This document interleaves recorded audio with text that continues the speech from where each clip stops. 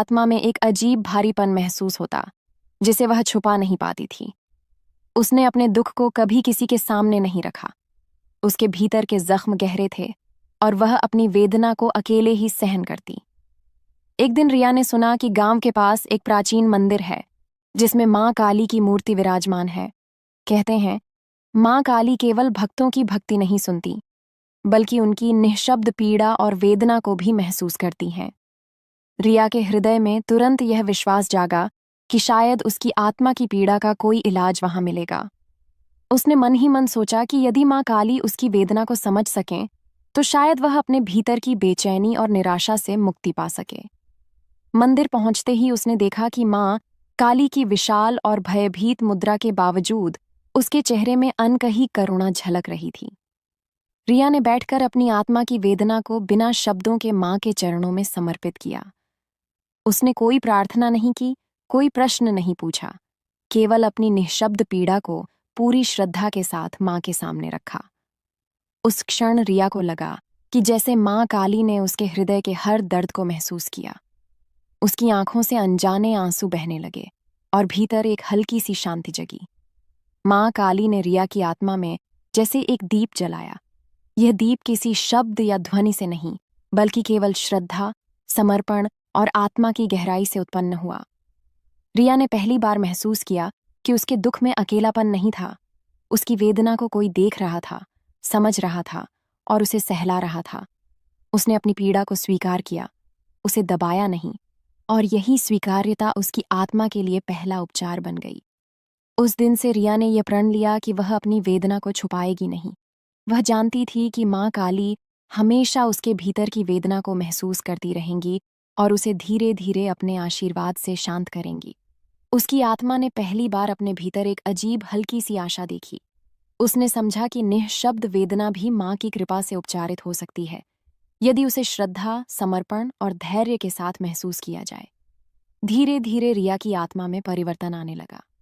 वह अब अपने भीतर के दर्द से भागती नहीं थी। उसकी आंखों में पहले जैसी निराशा की छाया कम होने लगी थी। मां काली की उपस्थिति उसके हृदय में एक स्थायी प्रकाश की तरह जलने लगी, जो उसकी वेदना को धीरे धीरे सहलाती और उसे मानसिक शांति देती। रिया जान गई कि शब्दों की आवश्यकता नहीं, केवल मां के प्रति पूर्ण श्रद्धा और अपने भीतर की भावनाओं को स्वीकार करना ही आत्मा की सच्ची मुक्ति है। इस प्रकार रिया ने अपने भीतर की निःशब्द वेदना का पहला उपचार अनुभव किया। ये केवल एक शुरुआत थी, क्योंकि मां काली के मार्गदर्शन और आशीर्वाद से उसकी आत्मा में धीरे धीरे गहरी शांति और संतुलन आने वाला था। रिया अब जान चुकी थी कि मां की कृपा केवल संकट में नहीं, बल्कि हमारी निःशब्द पीड़ा को भी सहलाने में अद्वितीय शक्ति रखती है। रिया ने मंदिर से लौटते समय महसूस किया कि उसके भीतर कुछ बदल रहा था। निःशब्द वेदना अब पूरी तरह दबा नहीं रही थी। उसके हृदय में हल्की हलचल और जागृति की अनुभूति हो रही थी। मां काली के उस एक क्षणिक दृष्टि ने उसकी आत्मा में जैसे नया जीवन फूंक दिया। हर कदम पर वह अपनी पीड़ा को स्वीकार करने लगी और उसकी आंखों में पहले जैसी उदासी की भारी छाया कम होने लगी। अगले कुछ दिनों तक रिया प्रतिदिन मंदिर जाने लगी। वह केवल अपने हृदय की वेदना को मां के सामने रखती, बिना शब्दों के, बिना किसी आक्रोश या सवाल के। मां काली उसकी निःशब्द पीड़ा को महसूस करती और रिया को लगता कि मां का स्नेह धीरे धीरे उसके भीतर फैल रहा है। कभी कभी रिया अपने हृदय में उठती बेचैनी को महसूस करती और उसे बाहर आने देती। उसे अब यह समझ में आने लगा कि दर्द को दबाना नहीं, बल्कि उसे महसूस करना ही पहला कदम है। एक शाम जब रिया मंदिर में बैठी थी, उसने महसूस किया कि उसकी आत्मा अब पहले जैसी कमजोरी महसूस नहीं कर रही। वह मां काली के सामने बैठकर धीरे धीरे अपनी भावनाओं को आत्मसात कर रही थी। उसकी आंखों से आंसू बहते रहे, लेकिन इस बार वे केवल दुख के नहीं, बल्कि मन की सफाई और आत्मा की शांति के थे। रिया को लगा कि मां काली उसके भीतर हर अंधकार को चीर रही है और उसकी आत्मा में अज्ञात शक्ति भर रही है। रिया ने अनुभव किया कि उसकी आत्मा की वेदना अब अकेली नहीं थी। मां काली का आशीर्वाद जैसे हर दुख के पीछे एक गहरी सच्चाई का प्रकाश ला रहा था। उसे एहसास हुआ कि निःशब्द वेदना केवल पीड़ा नहीं, बल्कि आत्मा को जागृत करने का माध्यम भी है। रिया अब अपने भीतर उठते भावों को महसूस करने लगी और उन्हें माँ के चरणों में समर्पित करती। हर दिन उसका मन और आत्मा थोड़ा थोड़ा हल्का होता गया। एक दिन रिया अपने घर में अकेली बैठी थी। उसकी आंखों में पहले जैसी उदासी नहीं थी। उसने महसूस किया कि माँ काली का स्नेह केवल मंदिर तक सीमित नहीं था। वह उसके भीतर, उसके हर विचार और भावना में मौजूद था। उसकी आत्मा ने पहली बार महसूस किया कि उसका दर्द अब अकेला नहीं था। निःशब्द वेदना का पहला उपचार सफल हो चुका था। धीरे धीरे उसकी आत्मा में स्थायी शांति और स्फूर्ति आ रही थी। रिया ने यह भी जाना कि माँ काली केवल दुख में नहीं, बल्कि हमारी रोजमर्रा की भावनाओं में भी मौजूद है। उसकी आत्मा अब अपनी वेदना को छुपाने की बजाय उसे स्वीकार कर रही थी। वह धीरे धीरे समझने लगी कि सच्चा उपचार केवल शब्दों से नहीं, बल्कि श्रद्धा, समर्पण और अनुभव से मिलता है। उस रात रिया ने अपने हृदय में वचन लिया कि वह हर दिन अपने भीतर की वेदना को महसूस करेगी, उसे दबाएगी नहीं। उसकी आत्मा ने पहली बार माँ काली की वास्तविक शक्ति को समझा, एक शक्ति जो न केवल पीड़ा को सहलाती है, बल्कि उसे आध्यात्मिक प्रकाश में बदल देती है। रिया की निःशब्द वेदना अब धीरे धीरे समाप्त हो रही थी और उसकी आत्मा में स्थायी आशा और शक्ति का बीज अंकुरित होने लगा। रिया अब रोजाना मंदिर जाने लगी। पहले जैसे उसके भीतर गहरी निःशब्द वेदना रहती थी, अब वह धीरे धीरे हल्की, सहनशील अनुभूति में बदल रही थी। उसकी आत्मा अब माँ काली के स्नेह और आशीर्वाद को महसूस करने लगी थी। हर बार जब वह माँ के सामने बैठती, उसके हृदय में अजीब तरह की स्थिरता और गहन शांति फैल जाती। एक दिन रिया मंदिर में देर तक बैठी रही। वह अपने भीतर उठती बेचैनी और असमर्थता को केवल महसूस कर रही थी। शब्द उसके दुख को व्यक्त करने में असमर्थ थे, परंतु माँ काली उसकी निःशब्द पीड़ा को देख रही थी।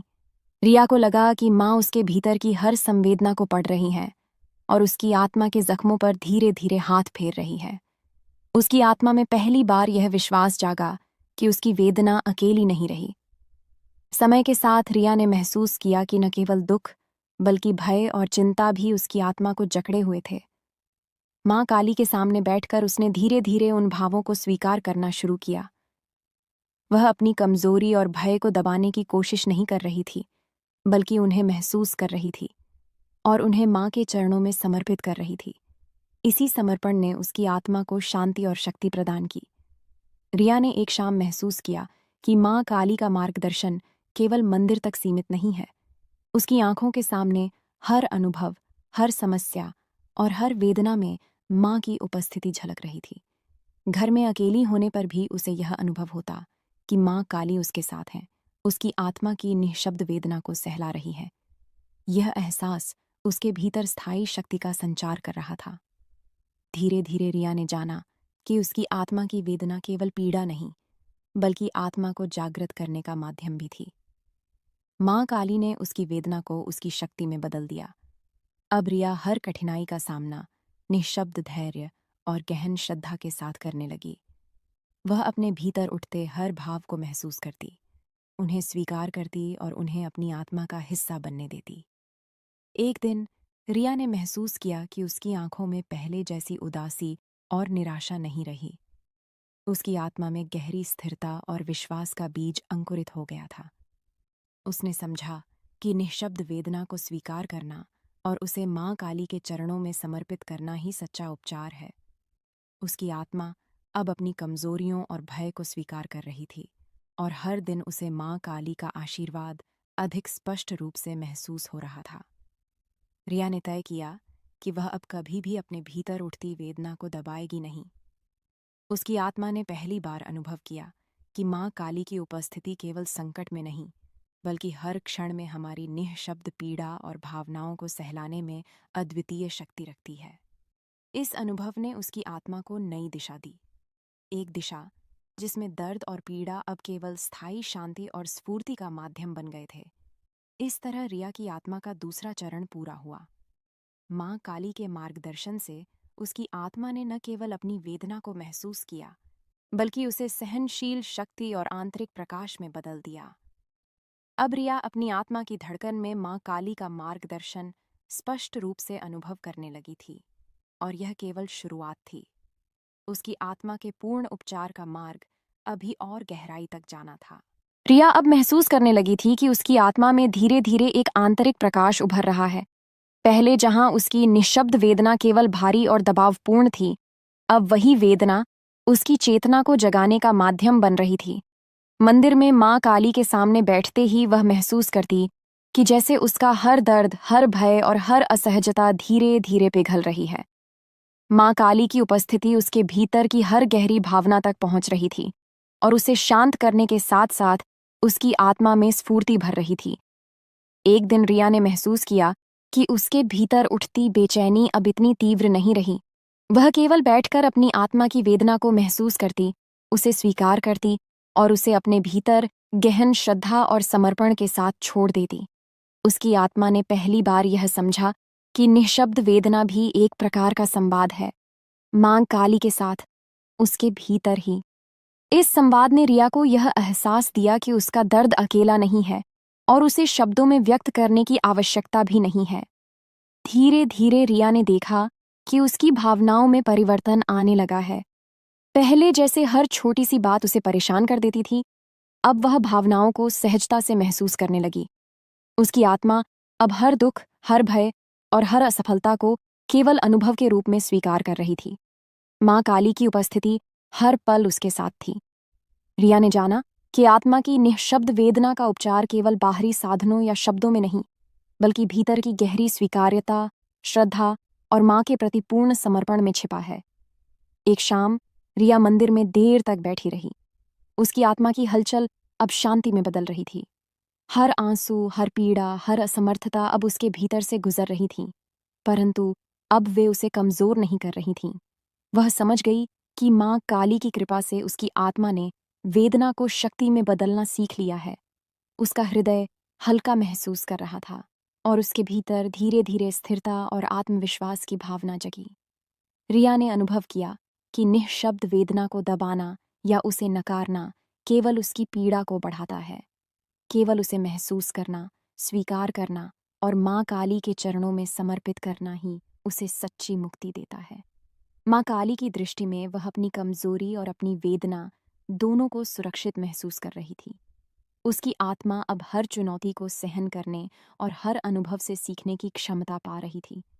उस रात रिया ने अपने हृदय में वचन लिया कि वह अब हर दिन अपने भीतर उठती वेदना को महसूस करेगी, उसे दबाएगी नहीं।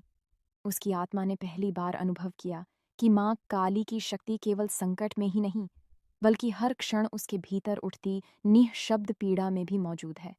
यह शक्ति उसे शांति, संतुलन और गहन आत्मविश्वास देती है।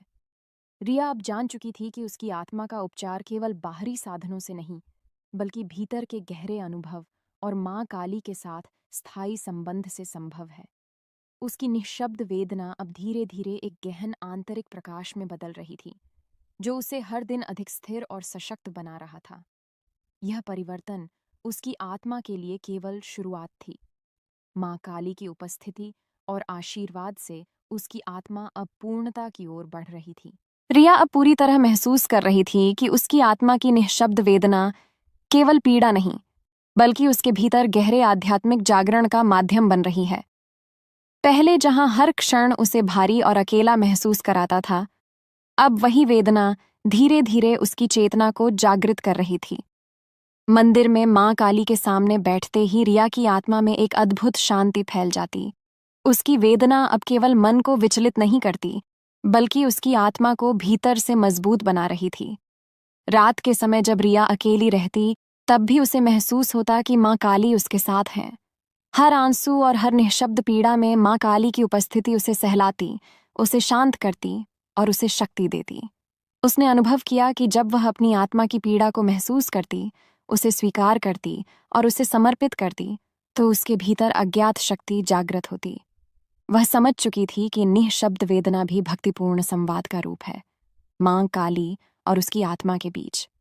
धीरे धीरे रिया ने जाना कि जीवन में हर दर्द और हर अनुभव केवल स्थायी पीड़ा नहीं देता, बल्कि उससे आत्मा की गहन समझ और भीतर की शक्ति प्राप्त होती है। उसकी आत्मा ने महसूस किया कि दुख और पीड़ा के माध्यम से ही हम अपनी कमजोरियों और भय को समझ पाते हैं और उन्हें स्वीकार कर अपनी आत्मा को मजबूत बना सकते हैं। माँ काली की उपस्थिति इस पूरे अनुभव को संभव बना रही थी। एक दिन रिया मंदिर में देर तक बैठी रही। उसने अपने भीतर उठती हर भावना को, हर डर और हर असमर्थता को बिना किसी रोक के महसूस किया। आंसू बहते रहे, लेकिन इस बार वे केवल शांति और आत्मा की सफाई के लिए थे। रिया ने महसूस किया कि उसकी आत्मा की निःशब्द वेदना अब उसे कमजोर नहीं कर रही थी, बल्कि उसे अंदर से जागृत कर रही थी। उसकी आत्मा अब हर कठिनाई को धैर्य और श्रद्धा के साथ सहन करने लगी थी। रिया ने समझा कि शब्दों की आवश्यकता नहीं है। उसकी आत्मा की गहन पीड़ा और वेदना ही माँ काली के साथ उसका संवाद है। उसे बस अपने भीतर की भावनाओं को महसूस करना है, उन्हें स्वीकार करना है और उन्हें समर्पित करना है। इसी प्रक्रिया में उसकी आत्मा ने पहली बार अनुभव किया कि निःशब्द वेदना का उपचार केवल भीतर की स्वीकार्यता, श्रद्धा और माँ काली के प्रति पूर्ण समर्पण से संभव है। उस रात रिया ने अपने हृदय में वचन लिया कि अब वह कभी भी अपनी आत्मा की पीड़ा को दबाएगी नहीं। उसकी आत्मा ने अनुभव किया कि माँ काली की शक्ति हर क्षण उसके भीतर है, हर दर्द, हर डर और हर उदासी में। रिया अब जान चुकी थी कि उसकी निःशब्द वेदना धीरे धीरे आंतरिक प्रकाश में बदल रही थी, और यह प्रकाश उसकी आत्मा को स्थिरता, शक्ति और गहन समझ प्रदान कर रहा था। इस तरह रिया ने आत्मा की गहन समझ का पहला चरण प्राप्त किया। उसकी निःशब्द वेदना अब केवल पीड़ा नहीं रह गई थी, बल्कि वह उसके लिए आध्यात्मिक जागरण और आंतरिक शक्ति का माध्यम बन गई थी। माँ काली की उपस्थिति और आशीर्वाद ने उसकी आत्मा को इतना मजबूत किया कि अब रिया अपनी वेदना के माध्यम से भी भीतर से सशक्त और संतुलित महसूस कर रही थी। रिया अब पूरी तरह महसूस कर रही थी कि उसकी आत्मा में निःशब्द वेदना का प्रभाव बदल चुका है। पहले जहां हर क्षण उसका मन भारी और बेचैन रहता था, अब वही वेदना धीरे धीरे उसकी आत्मा को स्थिर और सशक्त बना रही थी। मंदिर में माँ काली के सामने बैठकर वह महसूस करती कि जैसे हर दुख और भय उसकी आत्मा से गुजर रहा है, लेकिन अब वह उसे कमजोर नहीं कर रहा। उसकी आत्मा धीरे धीरे स्थिर और शांत हो रही थी। एक दिन रिया अपने घर में अकेली बैठी थी। उसकी आंखों में पहले जैसी निराशा नहीं थी। उसने महसूस किया कि माँ काली का स्नेह उसके भीतर हर समय मौजूद है। उसकी आत्मा अब हर आंसू और हर पीड़ा को अनुभव के रूप में स्वीकार कर रही थी। रिया ने यह जाना कि निःशब्द वेदना को दबाना या उसे छुपाना केवल पीड़ा को बढ़ाता है। केवल उसे महसूस करना और उसे माँ काली के चरणों में समर्पित करना ही आत्मा की शांति का मूल मंत्र है। धीरे धीरे रिया ने देखा कि उसके भीतर उठती हर बेचैनी और डर अब स्थिरता में बदल रहे थे। उसकी आत्मा अब हर परिस्थिति का सामना धैर्य और श्रद्धा के साथ करने लगी थी। उसे महसूस हुआ कि माँ काली का आशीर्वाद केवल संकट के समय ही नहीं, बल्कि उसकी निःशब्द पीड़ा में भी स्थायी शक्ति देता है। अब रिया हर कठिन